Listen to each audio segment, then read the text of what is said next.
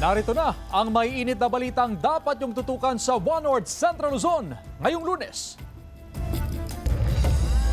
Lineman, patay matapos makuryente habang nag-aayos ng linya. Insidente sa pool sa CCTV. Multi-cab driver at jeepney driver nag-away dahil umano sa agawan sa pasahero. Baha, nararanasan na sa ilang lugar dahil sa pag-ulang dulot ng Bagyong Luis. At 4 na buwaya nasagip sa magkahiwalay na lugar sa Pampanga at Zambales.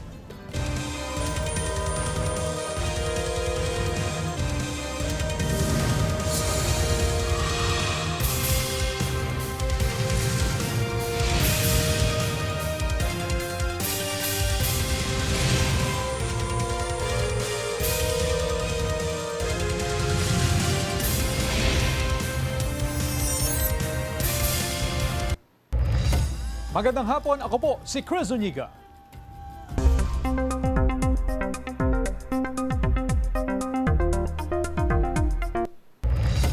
Patuloy ang paglapit ng Bagyong Luis sa Northern Luzon. Sa latest bulletin ng Pag-asa, namata ng sentro ng bagyo sa coastal waters ng Palanan, Isabela. Kumikilos ito pahilaga-hilagang kanluran sa bilis na 15 kilometers per hour. Nakataas ang wind signal number 1 sa ilang bahagi ng Cagayan, Isabela, Quirino, ilang bahagi ng Apayao, eastern portion ng Kalinga, Mountain Province at Ifugao, pati na rin sa northern portion ng Aurora. Ayon sa Pag-asa, anumang oras ngayon o ngayong gabi o bukas sa madaling araw, posible itong tumama sa northern Luzon, maaaring sa pagitan ng Cagayan at Isabela. Posibleng humina rin ang bagyo bilang low pressure area. Bago yan, maaari itong mag-U-turn o lumiko papalayo sa bansa. Posible kasing sumama ang sirkulasyon o mga kaulapan nito sa mas malakas at mas malaking bagyo sa labas ng PAR na may international name na Dolphin. Sa datos naman ng Metro Weather, mataas ang tsansa ng ulan sa halos buong Northern at Central Luzon. Malalakas ang ulan lalo na sa Pangasinan, Isabela, Benguet, La Union, Tarlac at Nueva Ecija. Posible ang ulan sa iba pang bahagi ng bansa. Dahil sa tuloy-tuloy na buhos ng ulan, binahana ang ilang bahagi ng Dagupan Calasiao Road sa Pangasinan. Nakatutok, CJ Torida. Dahil sa nararanasang pag-ulan na bunsod ng habagat at pinalalakas pa ng Bagyong Luis, binaha ang ilang bahagi ng Dagupan Calasiao Road. Ayon sa Calasiao MDRRMO, nagkaroon ng stagnant rainwater sa ilang kalsada sa bayan dahil sa patuloy na buhos ng ulan. Wala pa tayong reports ng significant flooding, although meron tayong mga na-observe na mga isolated cases na nagkaroon ng stagnant rainwater sa ating mga ilang kalsada dito sa bayan ng Calasiao. Isa sa low-lying areas ng bayan ang Barangay Lasip. Umaabot sa lampas tao ang antas ng baha rito kapag umapaw ang Marusay River. Pag tumatas talaga, pag inabot na tong kwan namin, bahay, talagang mapipilitan kami ilikas. Dati lubog to lubog kami dito. Lubog ako dito. Malalim po. Patuloy ang monitoring ng Calasiao MDRRMO sa mga low-lying areas sa bayan. Patuloy ang coordination natin down to our barangay levels at nag-suspend na din po ng classes all levels in both public and private sa bayan ng Calasiao for today. Sa ngayon, 1.1 feet above normal level pa ang antas ng tubig sa Marusay River.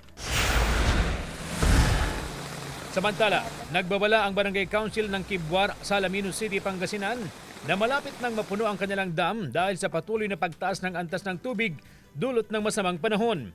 Pinapayuhan ang mga residente na iwasang lumapit sa dam at mga ilog at manatili sa ligtas na lugar hanggat maaari. Kasama si Henry Duminsil, CJ Torida, One North Central Luzon. Mahigit 1,100 na barangay sa Region 1 ang binabantayan dahil sa posibilidad ng pagbaha.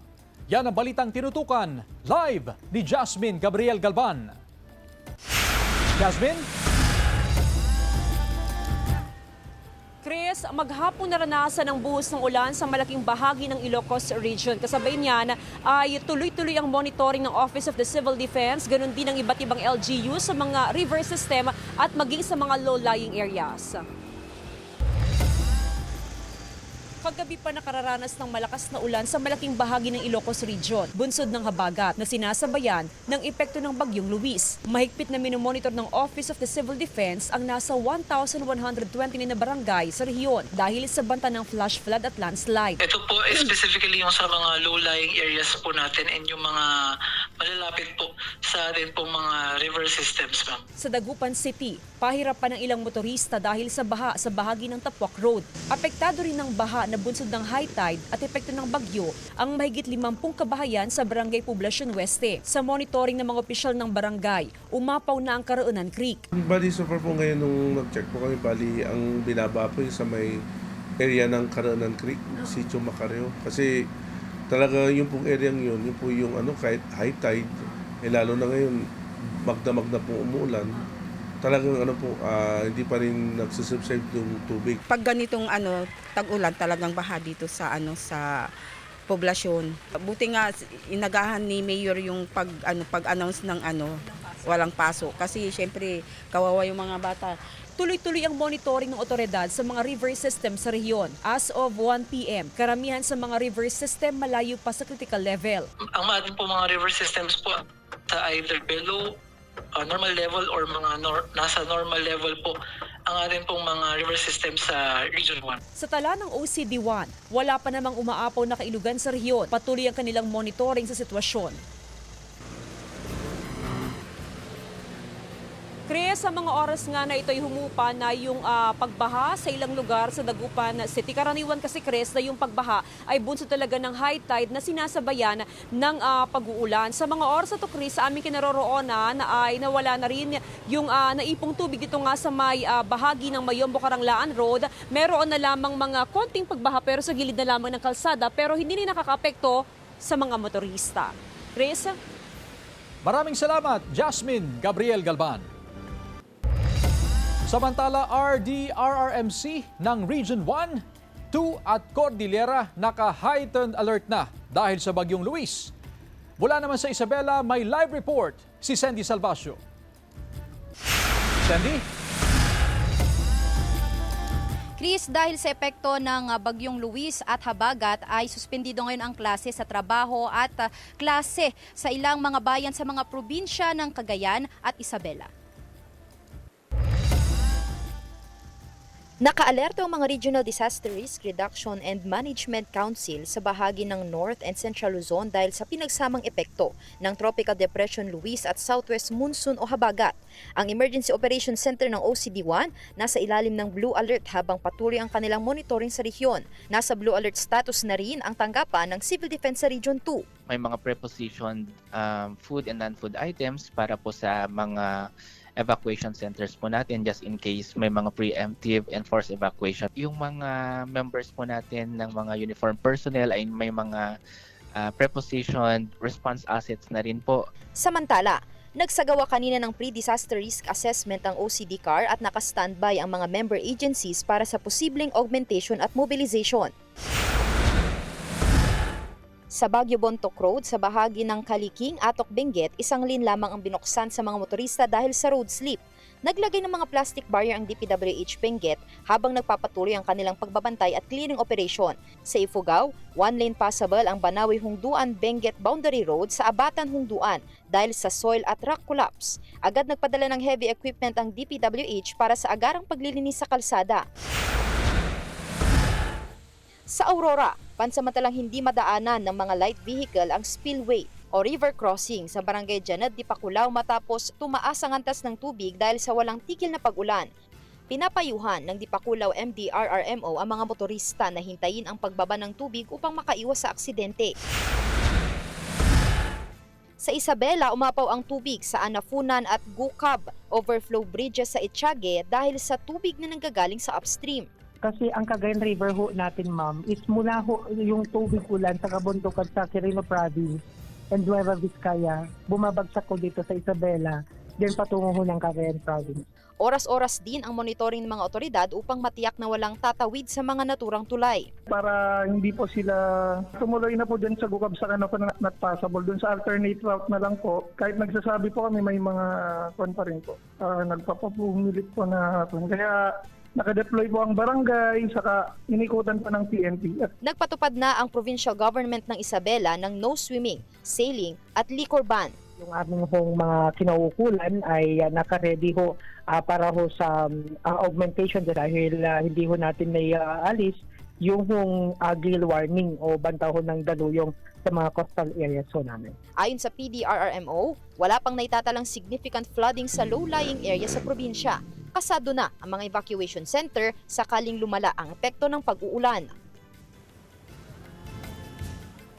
Chris, makikita sa likuran ko ngayon ang kasalukuyang sitwasyon ng Anafunan Overflow Bridge na ayon sa mga residente, kaninang umaga daw nila napansin na biglang tumaas yung antas ng tubig. Dagdag pa nila sa 64 na mga barangay dito sa bayan ng Etiague, kalahati ng mga barangay ay makikita sa kabilang or nakalokate sa kabilang bahagi nitong kalsada. May mga alternate route naman daw na pwedeng daanan ang mga motorista kung saan lalabas sila sa mga bayan ng Alicia, Jones, gayunman ay mapapalayo ang kanilang biyahe. Hindi lang yan, Chris, nakausap din natin ang PDRRMO ng Isabela at ayon sa kanila ay nakahanda na ang kanilang mga quick response team, ang mga evacuation centers, 5,000 family food packs kung sakali man na maglandfall ang bagyong Luis bukas. Chris? Maraming salamat, Sandy Salvacio.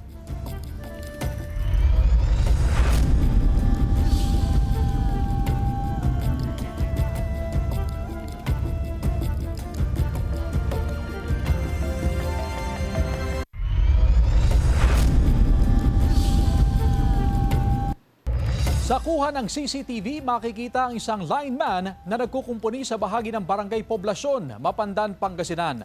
Hanggang sa tila nakabitin na lang ang lineman at tila nangisay. Inuga ng kasamahan niya ang ginamit na hagdan upang maalis sa pagkakabitin. Nakuryente na pala ang biktima hanggang sa tuluyan siyang nahulog. Patay na siya nang dalhin sa ospital. Ayon sa pulisya, ang biktima ay isang 33 anyos na lineman ng isang network and data solution. Iniwi na rin agad ang mga labi ng biktima sa Masbate kung saan siya residente. Residenteng nahawakan yung live wire at siya po ay dinala dito po sa ospital dito sa Mapandan, ngunit siya po ay diniklarang dead on arrival po ng kanyang attending physician. Patay ang 80 anyos na lalaki matapos na pagbabarilin. Ang sospek sa krimen, bayaw mismo ng biktima. Tutukan sa report.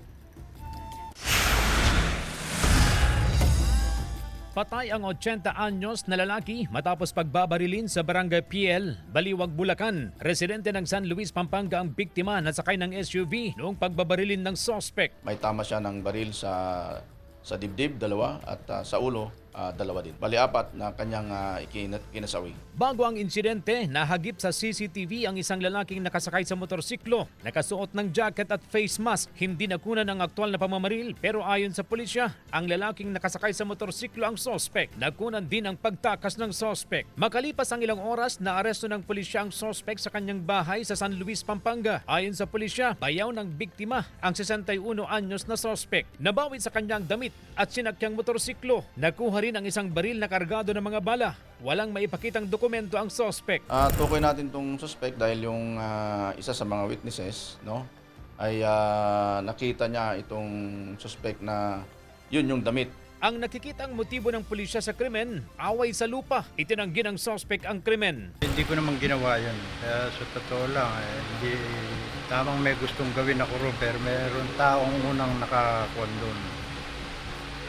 Yun lang. Hiniram lang din daw niya ang baril na nakuha sa kanya. Sa record ng pulisya, dati nang naaresto ang suspect dahil sa mga kasong frustrated murder at physical injuries. Ngayon, mahaharap naman siya sa reklamang murder. CJ Torida, One North, Central Luzon. Ilang lugar sa Hilaga at Gitnang Luzon nagsuspindi ng klase dahil sa epekto ng habagat at bagyong Luis. Ang detalye sa report. Suspendido ang klase sa ilang lugar sa Hilaga at Gitnang Luzon, bunsod ng epekto ng habagat at bagyong Luis. Sa Region 1, maraming lugar sa Pangasinan ang nagsuspindi ng klase. Pero tuloy pa rin po, ma'am, yung pagsasagawa po nila ng klase, kagaya po ng pagkakaroon ng modular distance learning, online na distance learning, or blended learning. Ito, ma'am, ay in accordance po sa DepEd Order number 22 Series 2024, yung revised guidelines on class suspension in school during disasters and emergencies. Kabilang ang Dagupan City sa nagsuspindi ng klase.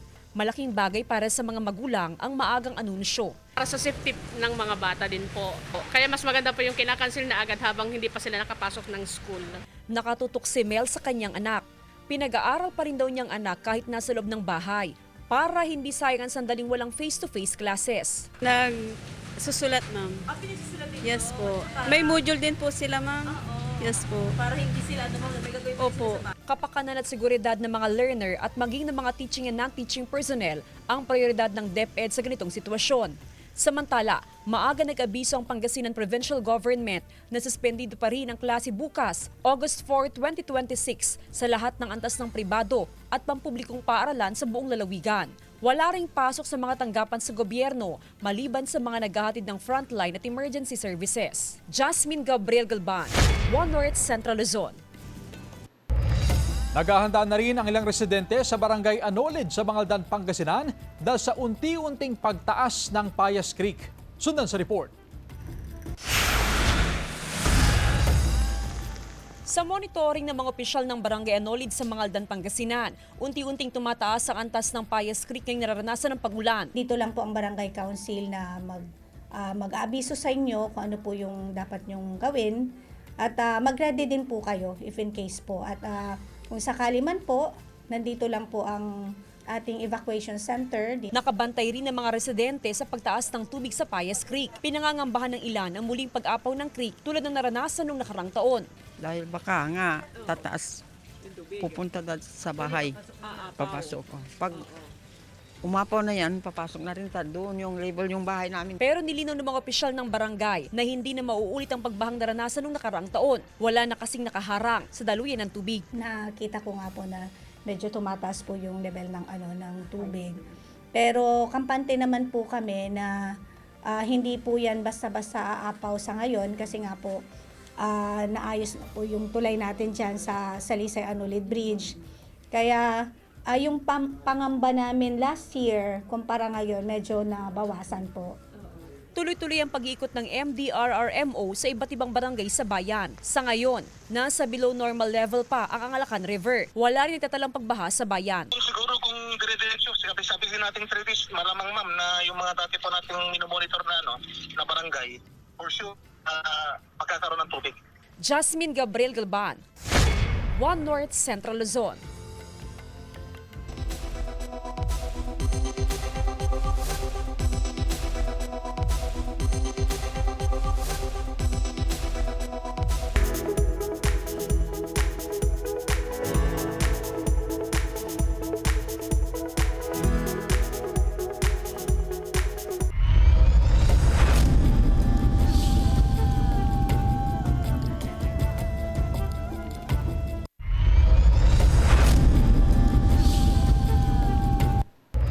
Hulikam ang away ng isang multicab driver at jeepney driver sa Malolos, Bulacan.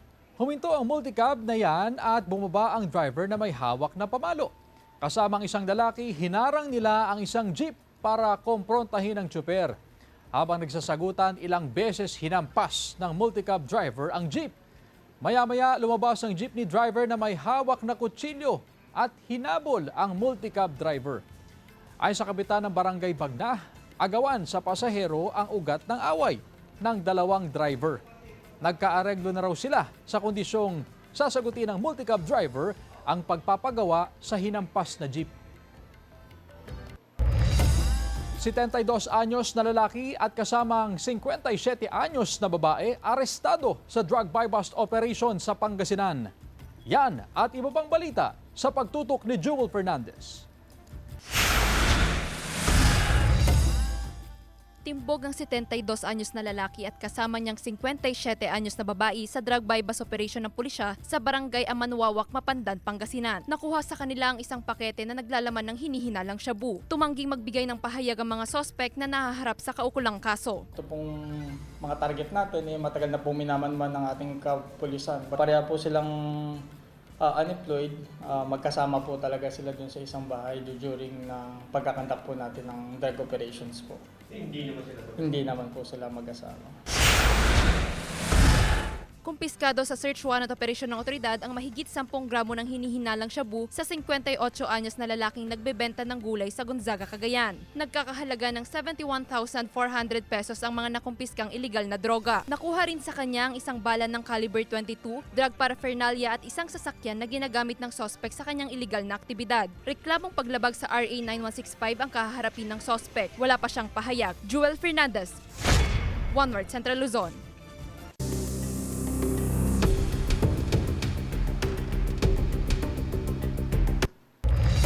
Sa Day 11 ng impeachment trial ni Vice President Sara Duterte, ipinresenta ng prosekusyon ng ilang opisyal ng Commission on Audit para suriin kung tama ang naging paggastos ni Duterte na aabot sa 612.5 billion pesos na confidential funds ng Office of the Vice President at Department of Education. Dinala ng prosekusyon ang nasa 15 kahon ng ebidensya na may nakapaskil na confidential funds. Isa sa mga sumalang na witness ang dating State Auditor ng Commission on Audits, Intelligence and Confidential Funds Office na si Roderick Wamil. Nagtestify si Wamil kaugnay sa umano'y misuse ng 500 million pesos na confidential funds ng OVP at 112.5 million pesos mula sa DepEd. Nagbigay linaw naman ang depensa sa findings ng mga testigo mula sa COA kaugnay sa paggamit ng confidential funds.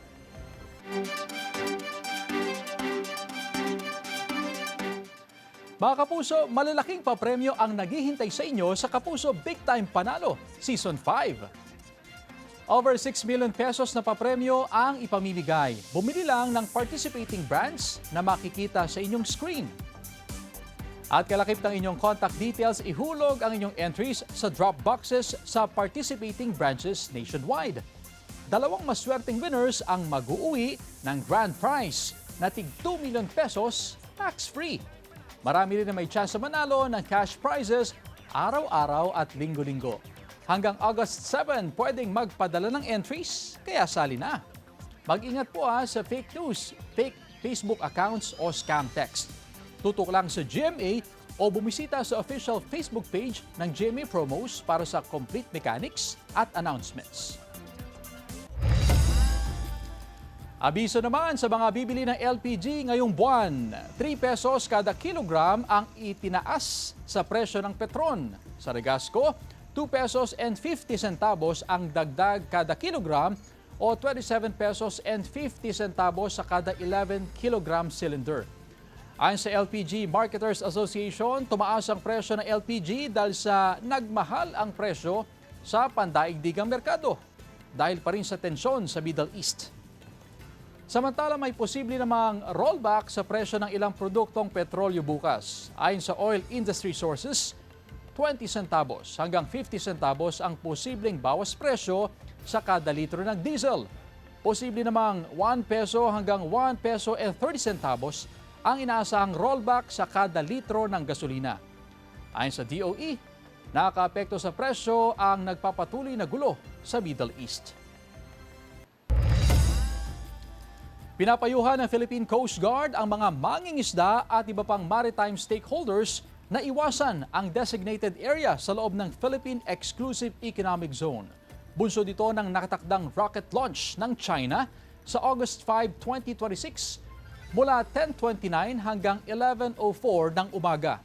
Ang mga rocket component ay posibleng bumagsak 94 nautical miles mula sa Babuyan Island at 143 nautical miles mula sa Santa Ana, Cagayan, ayon sa Philippine Space Agency.